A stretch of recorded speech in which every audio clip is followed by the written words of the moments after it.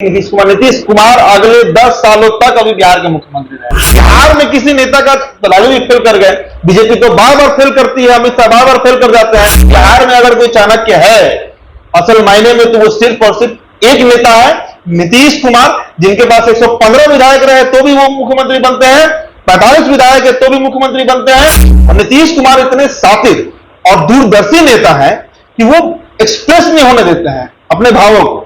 सोचिए ना कि 8 अगस्त 2022 को बीजेपी छोड़िए जदयू के लोग को नहीं पता था, अमित शाह तक को नहीं पता। जब मुख्यमंत्री बनाने की बात होती है तो लालू प्रसाद यादव को अपनी पत्नी याद आती है, लेकिन जब वही महिला आरक्षण बिल की बात होती है तो लालू यादव उस समय एकदम धूल विरोध में आ जाते हैं। तो नीतीश कुमार से यह सवाल ही गलत है कि वो किस दल में रहेंगे। ये नीतीश कुमार जानते हैं, नहीं तो फिर दूसरा परमात्मा जानते हैं, ईश्वर का जो आप कह लीजिए। 14 पत्रकारों के बॉयकॉट पर नीतीश कुमार का समर्थन, महिला आरक्षण बिल पर नीतीश कुमार का समर्थन, ये संकेत एक घर छोड़ते हैं, दूसरे घर में एंट्री करते हैं तो पहले वाले घर में अपना खूंटा छोड़ के जाते हैं। फिर अगर बंधना हुआ तो ज्यादा मुश्किल, ज्यादा मेहनत नहीं करना है, उस घर में खूंटा एक तो छोड़ के घर में खूंटा है, उनका दोनों घर में खूंटा है। एक तरफ आप अलायंस में है, इंडिया अलायंस में है, और कांग्रेस वोट कर रही है महिला आरक्षण के पक्ष में, नीतीश कुमार वोट कर रहे हैं महिला आरक्षण के पक्ष में। वो महिला आरक्षण बिल जिसका 27 साल से विरोध कर रहे हैं लालू प्रसाद यादव, समन जारी हुआ है लालू प्रसाद यादव और तेजस्वी यादव के ऊपर। उसके बाद एक अब और सवाल उठेगा कि अगर तेजस्वी यादव की इन दी केस अगर गिरफ्तारी हुई तब फिर नीतीश कुमार का स्टैंड क्या रहेगा।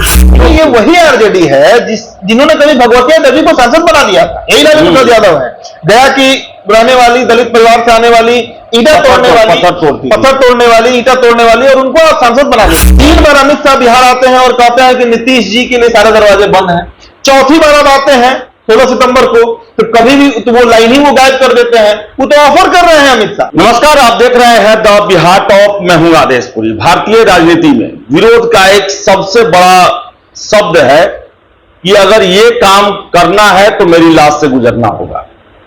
और आपको बता दें कि जब जब ये बात बोला गया है वो काम जरूर हुआ है। सबसे पहले इस शब्द का प्रयोग बापू महात्मा गांधी ने 1947 के समय में देश के बंटवारे के समय कहा था कि मेरे लाश पर देश का बंटवारा होगा। लेकिन महात्मा गांधी के सामने ही भारत 2 टुकड़ों में बंट गया। इसके बाद बता दें कि बिहार में लालू यादव 2000 के समय में, वर्ष 2000 के समय में झारखंड को लेकर यह बयान देते हैं कि मेरे लाश पर बिहार का बंटवारा होगा। लेकिन उनके पत्नी के मुख्यमंत्री रहते हुए ही बिहार का बंटवारा हो गया। फिर उसके 10 साल बाद 2010 में लालू यादव कहते हैं कि संसद में महिला आरक्षण बिल मेरे लाश पर पास होगा वो।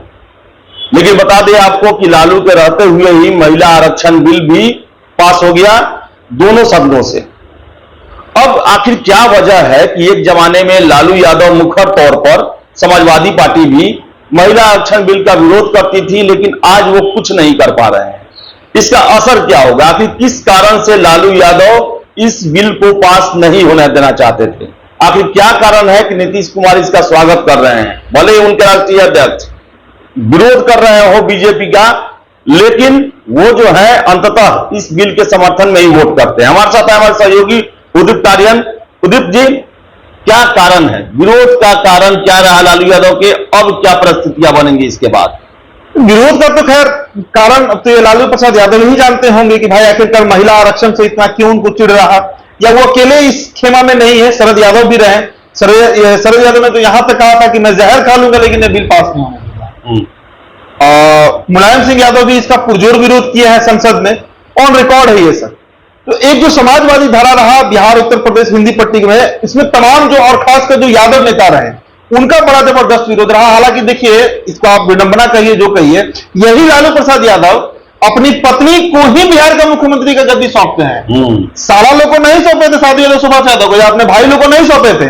तो जब मुख्यमंत्री बनाने की बात होती है तो लालू प्रसाद यादव को अपनी पत्नी याद आती है, लेकिन जब वही महिला आरक्षण बिल की बात होती है तो लालू यादव उस समय एकदम धूल विरोध में आ जाते हैं। अरे भाई, अगर आपको जातिगत आरक्षण भी देना है महिला आरक्षण में तो उसका प्रपोजल रखिएगा, लेकिन ये बात कहना संसद के पटल पर। और सबसे बड़ी बात कि 98 का जो लोकसभा चुनाव हुआ था जिसमें जहानाबाद से सुरेंद्र यादव सांसद बने थे आरजेडी से ही, उन्होंने तो एल के आडवाणी के हाथ से छीनकर वो बिल फाड़ दिया था। अटल बिहारी वाजपेयी की सरकार में 2 बार इस महिला आरक्षण बिल को पेश किया गया और दोनों बार आरजेडी का पुरजोर विरोध हुआ, और एक बार तो उस बिल को बजाते लालकृष्ण आडवाणी के हाथ से छीनकर फाड़ा गया। खैर, ये तो एक अलग पक्ष है कि आखिरकार आरजेडी क्यों इस तरह का रोल में रहती है। लेकिन अब नीतीश कुमार का आपने चर्चा किया कि समर्थन किए हैं, समर्थन नहीं किए हैं, पुरजोर समर्थन किए हैं। आप सोचिए कि इस लोकसभा में 454 वोट मिला है इस बिल को। बीजेपी के कितने सांसद हैं? 303 सांसद हैं। पूरा एनडीए कुंडे में कितने सांसद है? 335 या 336 सांसद हैं। मतलब लगभग 120-25 वोट जो है वो एक्स्ट्रा मिला। कौन है वो सांसद? जदयू के 16 सांसद इंक्लूडिंग ललन सिंह इस बिल के पक्ष में वोट किए होंगे।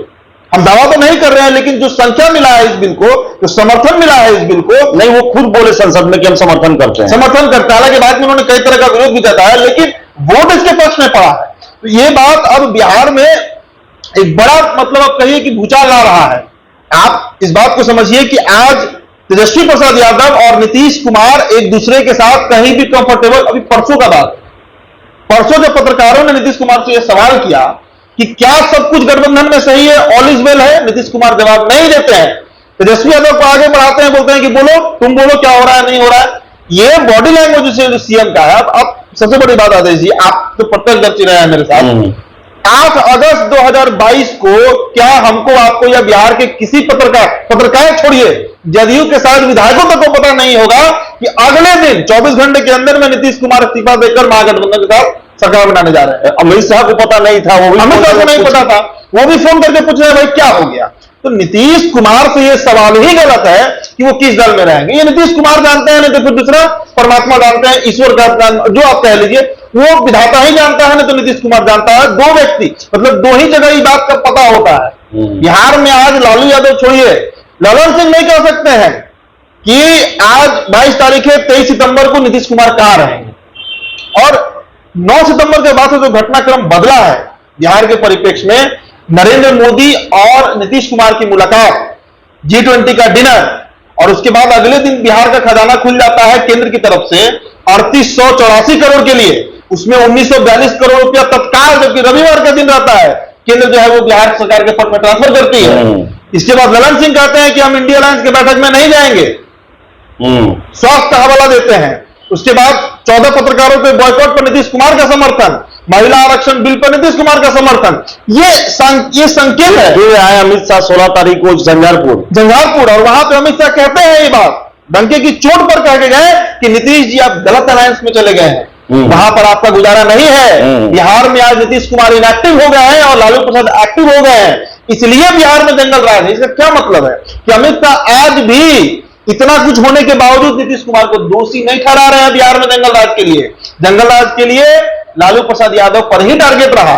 तेल और पानी का मिलन उन्होंने बताया, कई तरह के बयान, 10-15 दिन के अंदर में तो लग रहा है कि बिहार में सरकार ही बदल जाएगा। तो ये कोई अचानक नहीं होता है ये सब।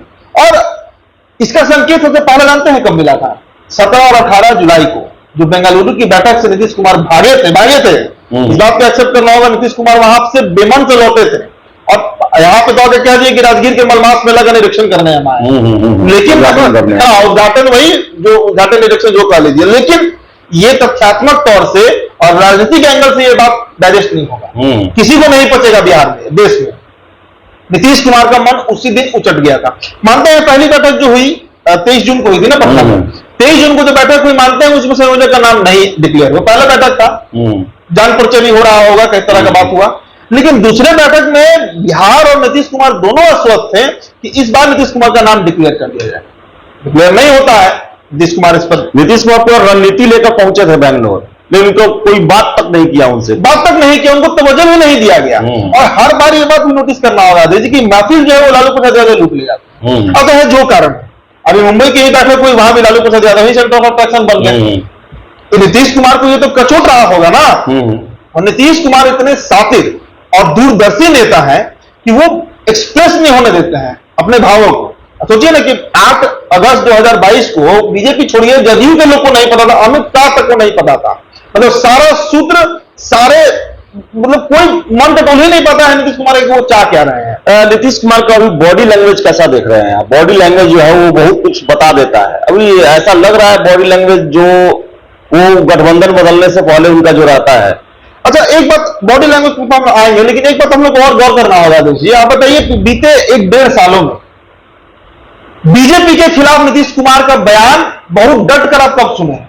बस एक ही बात, हर बार वो एक बात दोहराते हैं, प्रेस की स्वतंत्रता छीन ली गई है। अब बोल रहा है, पहले तो है कि पता है, वो तो है कि इतिहास बदल रहे हैं, संसाधनों पर कब्जा कर लिया गया है। बस यही दो चार लाइन, निजी हमला वो कभी नहीं करते हैं और ना ही तो नीतिगत हमला भी उस स्तर पे नहीं करते हैं जिस स्तर पे कांग्रेस या राजद करती है। तो नीतीश कुमार अपने लिए स्केप रूट, और सबसे बड़ा उनका स्केप रूट जो है वो तो सर्वदलीय अटल जी है, वो जो है हरिवंश नारायण सिंह है। तो इस तरह का संकेत, और नीतीश कुमार एक घर छोड़ते हैं, दूसरे घर में एंट्री करते हैं तो पहले वाले घर में अपना खूंटा छोड़ के जाते हैं। फिर अगर बंधना हुआ तो ज्यादा मुश्किल, ज्यादा मेहनत नहीं करना है, उस घर में खूंटा एक तो छोड़ के, घर में खूंटा है उनका दोनों घर में खूंटा है। और बीजेपी जब उनको ज्यादा परेशान कर रही थी, उस समय याद कीजिए, जो गठबंधन टूटा था बिहार में, उसको पहले संजय जायसवाल अगिया बैताल की तरह इनके खिलाफ लिख रहे थे सोशल मीडिया पे कि बेतिया में ये समस्या है, यहाँ पे ये समस्या है, रोड जाम हो जाता है। नीतीश कुमार समझा दिए कि भाई ज्यादा आपको परेशानी है तो इधर आ जाएंगे। अब आज के समय में वही परेशानी, वही दिक्कत नीतीश कुमार को आरजेडी की तरफ से हो रही है। आरजेडी में जाने की, आरजेडी से अलायंस के बाद नीतीश कुमार को मिला क्या? सीएम तो ये तभी से अभी भी है। सीएम पद के अलावा जिस मिशन से ये गए थे कि हमको प्रधानमंत्री के, पहला दिन का मोटिव ये था कि प्रधानमंत्री पद के दावेदार बना दिए जाएंगे। दिसंबर के माह में जिस तरह का माहौल बन रहा था बिहार में, रोज जदयू ऑफिस में नारा लगता था कि देश का प्रधानमंत्री कैसा हो तो नीतीश कुमार जैसा। रोज ये नारा लग रहा था जदयू ऑफिस में। नीतीश कुमार का मनोबल टाइट था। उसके बाद विपक्षी एकता का मंच भी सजा दिए, सक्सेसफुल भी हो गए उसमें। भाई इस बात का तो क्रेडिट बिहार को देना पड़ेगा, और बिहार इसके लिए जाना भी जाता है। चाहे जयप्रकाश हो या नीतीश जी हो, दोनों हमारे ही राज्य के हैं। माहौल तो ये लोग बना दिए, लेकिन नीतीश कुमार को मिला क्या? मिला कुछ नहीं। और यही कारण है कि आज स्थितियां इतनी विपरीत हो गई कि अब नीतीश कुमार को फैसला लेना पड़ा। अब महिला आरक्षण पर हम चर्चा कर रहे थे। देखिए, महिला आरक्षण बिल आर पार की लड़ाई। महिला आरक्षण बिल ये तय कर देगा कि नीतीश कुमार सच में, क्योंकि एक तरफ अब अलायंस में है, इंडिया अलायंस में है, और कांग्रेस वोट कर रही है महिला आरक्षण के पक्ष में, नीतीश कुमार वोट कर रहे हैं महिला आरक्षण के पक्ष में।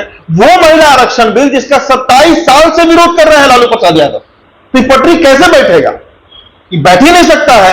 अब लालू, और आज जो समन जारी हुआ है लालू प्रसाद यादव और तेजस्वी यादव के ऊपर, उसके बाद एक अब और सवाल उठेगा कि अगर तेजस्वी यादव की इन द केस अगर गिरफ्तारी हुई तब फिर नीतीश कुमार का स्टैंड क्या रहेगा?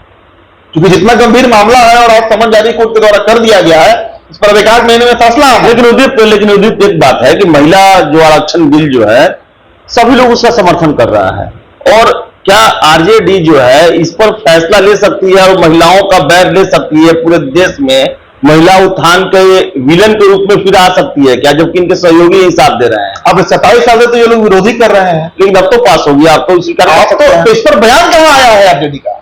तेजस्वी यादव बोले हैं कि डेट कब बता रहे हैं कि लागू कर, डेट तो बताइए। ये तो साधारण बुद्धि से भी समझा जा सकता है कि परिसीमन जब तक नहीं होगा तब तक कैसे इसको लागू किया? बिल तो पास हो गया, बिल पास हो गया ना, लेकिन उस कानून को इंप्लीमेंट करने के लिए ग्राउंड पर सही मायने में संसद और विधानसभा, लोकसभा और विधानसभा में 33% आरक्षण के लिए परिसीमन जरूरी है। लेकिन उधर एक चीज है, एक चीज सब सारा लोग ये जानना चाहता है, विरोध क्यों? महिला आरक्षण 33% डिजर्व कर ही दिया जाए, महिलाओं के लिए कर दिया जाए, तो आरजेडी से भी जा सकती है महिला। वो विधायक, ये वही बात क्यों? ये वही आरजेडी है जिन्होंने कभी भगवती देवी को सांसद बना दिया था। यही लालू प्रसाद यादव है।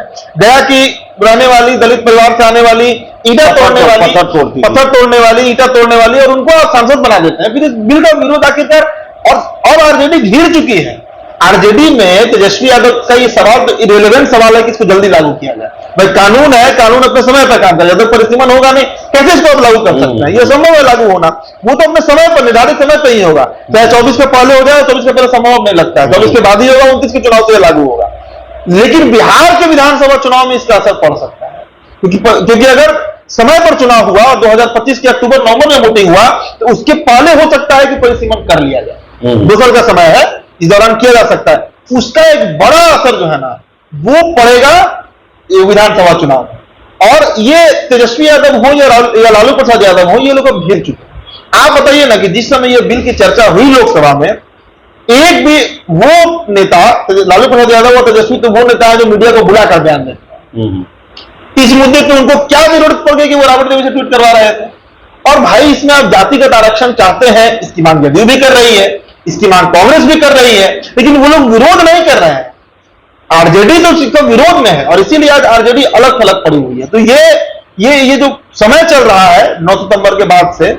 अब पता नहीं कौन सा हो सकता है, कुछ ग्रह नक्षत्र का उलट फेर हुआ हो कि ये जो अलायंस है ये बहुत टिकाऊ अभी नहीं दिख रहा है। और नीतीश कुमार के लिए क्या है, नीतीश कुमार के लिए उधर का दरवाजा खुला हुआ है। उधर का खुला हुआ है। क्या आपको लगता है कि फिर बीजेपी इनके लिए सीएम का पद दे देगी, फिर सारे पहले की तरह ही सब कुछ हो जाएगा? क्यों नहीं हो सकता? आप बताइए ना, अमित शाह का बीते 7-8 महीने में 4 दौरा बिहार का हुआ। बेतिया हुआ, लखीसराय हुआ, वाल्मीकि नगर हुआ, सब जगह उनका दौरा हो रहा है। नवादा में हुआ, अभी नागपुर में हुआ। अब आप बताइए कि 3 बार अमित शाह बिहार आते हैं और कहते हैं कि नीतीश जी के लिए सारे दरवाजे बंद हैं। चौथी बार अब आते हैं 16 सितंबर को, तो कभी भी तो वो लाइन ही वो गायब कर देते हैं। वो तो ऑफर कर रहे हैं अमित शाह कि नीतीश जी आप गलत अलायंस में चले गए हैं। इसका क्या मतलब निकाला जाए कि बीजेपी को देखिए, Nitish Kumar is a natural alliance of BJP. लेकिन एक बात और है कि बीजेपी ने अब ठान लिया है कि सीएम नहीं बनना, सीएम मेरा अपना रहेगा। बीजेपी बिहार, देखिए बिहार बीजेपी ये कभी नहीं ठान सकते कि नीतीश कुमार अगले 10 सालों तक अभी बिहार के मुख्यमंत्री रहेंगे। अगले 10 सालों तक ये व्यक्ति, ये राजनेता उसी दिन सीएम पद से हटेगा जिस दिन इनका या तो स्वास्थ्य खराब हो जाए या ये स्वेच्छा से वो पद छोड़ जाए। बिहार में किसी नेता का, लालू भी फेल कर गए, बीजेपी तो बार बार फेल करती है, अमित शाह बार बार फेल कर जाते हैं। लालू का इस बार अटेम्प्ट था कि बेटा को अपना बना दिया जाए सीएम, लेकिन अब धरातल पे आ चुकी है बात, लड़ाई आर पार की है। अगर इनके केस अगले 1.5-2 महीने के अंदर में कुछ बड़ा कोर्ट का फैसला आ जाए तो उसको तो सरकार टूटना तय है और फिर से आरजेडी अपनी जगह पे आ जाएगी। आखिर उदित क्या स्थिति है कि खेल केवल नीतीश कुमार ही करते हैं? राजद जिसमें लालू यादव जैसे व्यक्ति हैं, बीजेपी में एक से एक व्यक्ति हैं जो कितने राज्यों में क्या क्या खेल कर देते हैं, बिहार में क्यों नहीं कर पाते? अब इसको आप नीतीश कुमार का तिलिस्म कहिए, नीतीश कुमार की दूरदर्शिता कहिए, आने वाले मुसीबत को भांप लेने की क्षमता कहिए, या राजनीतिक बुद्धि कहिए, कुटिल बुद्धि कहिए, जो कह लीजिए इसको, लेकिन यह बात तो मानना पड़ेगा कि बिहार में अगर कोई चाणक्य है असल मायने में तो वो सिर्फ और सिर्फ एक नेता है, नीतीश कुमार, जिनके पास 115 विधायक रहे तो भी वो मुख्यमंत्री बनते हैं, 45 विधायक है तो भी मुख्यमंत्री बनते हैं। और दावे के साथ मैं ये बात कह रहा हूं कि इनका अगर 1 दर्जन विधायक भी रह जाएगा तो भी मुख्यमंत्री बिहार के नीतीश कुमार ही बनेंगे, दूसरा ऑल्टरनेटिव नहीं है। स्थितियां बता रही हैं, हम क्या बोलेंगे, स्थिति वही है बिहार का। तो स्थिति यही है। और बता दें, स्थिति जो है वो राजद का बड़ा ही खराब है क्योंकि उनके सहयोगी जी उस बिल का समर्थन कर रहे हैं जिसको लेकर लालू यादव ने यह कहा कि मेरी लास्ट पर यह बिल पास होगा। तो देखिए आज जो है बड़ा विकट स्थिति में पड़े हुए हैं, लेकिन सत्ता बचाने के लिए जो है वो अपने 27 साल के एजेंडा को भी कॉम्प्रोमाइज करने को तैयार हैं और कोई भी मजबूत स्टेटमेंट या तो पक्ष में महिला आरक्षण बिल के या विपक्ष में लालू यादव या तेजस्वी यादव के द्वारा अभी तक नहीं दिया गया है। और संभावना यह भी है कि इस बिल के बाद बिहार के राजनीतिक परिदृश्य में काफी परिवर्तन हो सकता है और हो सकता है कि इससे बहुत लोगों को फायदा हो और बहुत दलों को नुकसान भी हो। तो फिलहाल इस चर्चा में इतना ही। आपको कैसा लगा हमारा डिस्कशन, कमेंट करके जरूर बताएं। बहुत बहुत धन्यवाद।